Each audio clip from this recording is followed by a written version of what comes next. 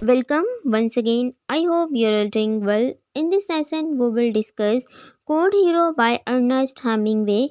American novelist Ernest Hemingway के जो novel हैं वो किस वजह से मोस्ट इम्पोर्टेंट नावल कंसीडर किए जाते हैं, उनकी पॉपुलैरिटी की जो मेन वजह है वो उनका एक इम्पोर्टेंट हीरो है जो वो अपने नावल में इंट्रोड्यूस करवाते हैं और इसको एक टर्म दी जाती है कोड हीरो की। अब कोड हीरो की टर्म जो फर्स्ट टाइम है वो फिलिप यंग ने कॉइन की थी। अब इस टर्म को इन्होंने डिस्क्राइब किया था एक मेन करेक्टर्स और अदर करेक्टर्स के दरमियान जो एक मेन डिफरेंस होता है हेमिंगवे की फ़िक्शन में। तो इन्होंने इस टर्म को इनकी फ़िक्शन से जो है वो स्पेशली इन्होंने इसको आइडेंटिफाई किया था कि जो डिफरेंट करेक्टर्स होते हैं और जो मेन हीरो है वो अर्नेस्ट हेमिंगवे के नावल में कोड हीरो के नाम से जो है वो जाने जाते हैं। अब कोड हीरो होता क्या है, इसका थोड़ा सा बैकग्राउंड देख लेते हैं। फर्स्ट ऑफ ऑल इसकी डेफिनेशन देखते हैं। Man who lives correctly, following the ideals of horror, courage, and endurance, a world that is sometimes gothic, often stressful and always painful.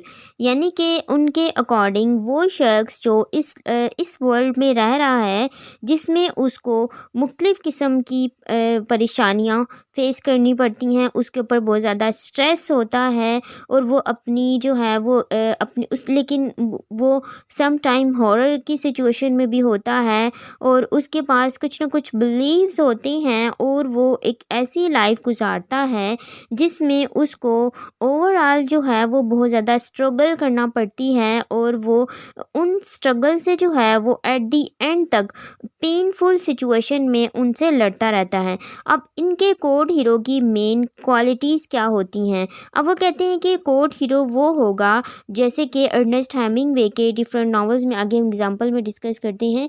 अब सबसे पहले जो हमें करैक्टरिस्टिक्स इसमें देखने को मिलेंगी वो ब्रेवरी है। देन उसके बाद एडवेंचरस होगा वो शख्स। देन उसके बाद वो उसका जो ओवरऑल एडवेंचर है वो ट्रैवलिंग बेस होगा। इसके साथ साथ वो एक ऐसा शख्स होगा जो अपनी पूरी लाइफ में जितने भी काम करता है लेकिन वो एट दी एंड उसको कभी भी जो है वो गिव अप की सिचुएशन में नहीं आएगा। उसको जितनी भी परेशानियां हों, जितने भी उसके ऊपर हार्डशिप आए, लेकिन वो एट दी एंड उनसे जो है उनको ओवरकम करने की कोशिश करता है। ये जो है उसके माइंड में ये चीज़ नहीं आएगी कि वो अपनी जो लाइफ है उसको गिव अप कर दे या जो कुछ भी वो कर रहा है उन सब से जो है वो गिव अप हो जाए। तो यही एक मेन करैक्टर है। अब इसकी एग्जांपल के लिए हम समझते हैं इनका एक मोस्ट इम्पोर्टेंट नावल है ओल्ड मैन एंड द सी। अब उस नावल के अंदर संतियागो नाम का एक करैक्टर है जिसकी ओवरऑल इस नावल के अंदर एक एडवेंचरस सिचुएशन दिखाई है जो कि एक सी के अंदर है। वो एक फ़िश पकड़ने गया है और जब वो फ़िश पकड़ के वापस आता है तो उसके पास उस फ़िश में जो है एक स्केलेटन होता है। उसका फ्लैश टोटली शार्प ले जाती हैं, उसके पास कुछ भी नहीं रहता जिसको उसने उसको पकड़ने में कितनी मेहनत की थी। उसको 2 दिन उसको पकड़ने में लगे और वो कितना उसमें उसको पकड़ने में ज़ख्मी हुआ और उसको मालूम था कि ये बहुत बड़ी फ़िश है, इसको पकड़ना नामुमकिन है, लेकिन फिर भी उसने उसका शिकार किया और उसको लेकर जाता है। लेकिन एट दी एंड उसके पास कुछ भी नहीं रहता। उस फ़िश को वो यूज़ नहीं कर सकता, उसको सेल आउट नहीं कर सकता।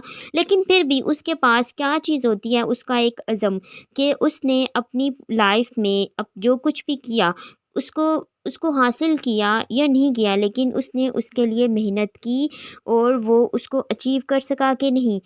इसी तरह जो अर्नेस्ट हेमिंगवे के डिफरेंट नॉवेल्स हैं उसके अंदर हमें एक ऐसा हीरो दिखाई देता है जो ओवरऑल अपनी लाइफ में स्ट्रगल करेगा।